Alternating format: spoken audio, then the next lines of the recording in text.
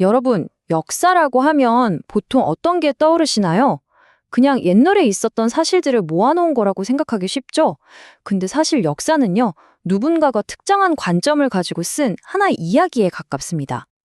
그렇다면 이런 질문이 자연스럽게 따라오겠죠. 대체 누가, 그리고 어떤 방식으로 그 역사를 쓰는 걸까요? 오늘 이 거대한 질문의 실마리를 찾기 위해서 성격이 정말 완전히 다른 두 가지 한국의 역사 기록을 한번 들여다볼 거예요. 자, 그럼 바로 시작해볼까요?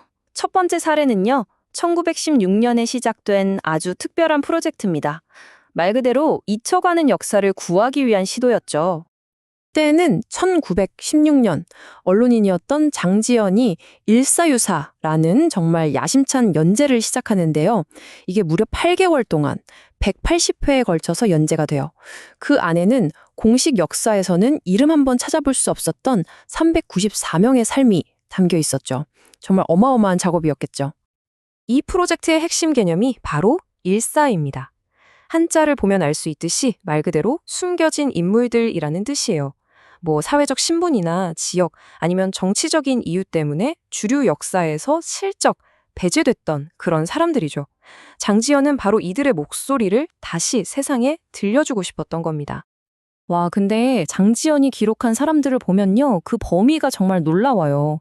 그냥 뭐 학자나 예술가뿐만 아니고요. 평민, 상인, 심지어는 노비까지. 그리고 당시로서는 정말 파격적이었던 게 모든 계층의 여성들 이야기도 담았다는 거예요. 역사를 훨씬 더 넓고 포용적인 시각으로 보려고 했던 거죠. 한 연구에서는 이 작업을 문화적 접지라는 표현을 쓰는데 이게 비유가 정말 기가 막힙니다. 여러분 접지 아시죠? 전기가 엉뚱한 데로 흐르지 않게 땅으로 연결하는 거요. 그것처럼 역사라는 거대한 흐름에서 소외돼서 붕 떠있던 사람들을 다시 단단한 땅, 바로 역사 속으로 연결해주는 작업이었다는 거죠. 이 작업의 본질을 정말 멋지게 꿰뚫어 본 표현 같아요. 그런데 말이죠. 이렇게 정말 고귀한 목표를 가지고 시작한 프로젝트였지만 그 기록 안에는 우리가 미처 보지 못했던 어떤 보이지 않는 벽 같은 게 숨어 있었습니다. 일종의 역설이라고 할 수 있겠죠. 자, 이 숫자 한번 보시죠. 120. 이게 뭘 의미하는 숫자일까요? 바로 일사유사에 등장하는 여성의 수입니다. 물론 그 시대에 120명이나 되는 여성의 이야기를 기록했다는 것 자체는 정말 대단한 일이에요. 하지만 전체 인원이 394명이었으니까 비율로 따지면 31% 정도거든요? 남성이 거의 70% 가까이 되는 거죠. 그러니까 여전히 뚜렷한 성별 불균형이 있었던 겁니다. 그리고 진짜 중요한 건 바로 이 부분이에요. 남성과 여성을 칭찬하고 평가하는 기준이 완전히 달랐다는 겁니다. 남성들은요, 기존의 사회 규범을 깨거나 체제에 도전하는 그런 파격적인 모습으로 칭송을 받아요. 그런데 여성들은요, 유교적인 미덕을 잘 지키고 아내나 어머니로서의 역할을 충실히 해냈을 때 칭찬을 받습니다. 여기서 이야기꾼, 즉 장지연의 무의식적인 편견이나 시대적 한계가 드러나는 거죠. 물론 그렇다고 기록 속 여성들이 그냥 수동적이기만 했던 건 아니에요. 예를 들어 김학성의 어머니가 남긴 이 말 좀 보세요. 재물이란 재앙입니다. 이유 없이 큰 금덩이를 얻으면 반드시 이상한 재앙이 생깁니다. 와, 정말 대단한 통찰력이죠. 근데 바로 여기서 역설이 시작됩니다. 이렇게나 강력한 목소리를 냈던 여성들조차도 이야기의 마지막에는 결국 누구의 어머니, 누구의 아내로 기록된다는 거예요. 그들 개인의 놀라운 지혜나 능력이 독립적인 유산으로 남는 게 아니라 그 가족의 명예로 스며들어 버리는 거죠. 그러니까 목소리를 낼 기회는 주어졌지만 그 목소리가 자유롭게 울려 퍼질 수 있는 무대는 아직 마련되지 않았던 셈입니다. 자, 그럼 이제 완전히 다른 결의 역사 이야기로 한번 넘어가 볼까요? 이번에는 수많은 사람들의 흩어진 이야기가 아니라 단 하나의 뿌리, 한 가문의 시작을 기억하기 위한 기록입니다. 이야기의 배경은 서기 930년, 고려와 후백제의 운명을 건 한판 승부가 벌어졌던 병산 전투입니다.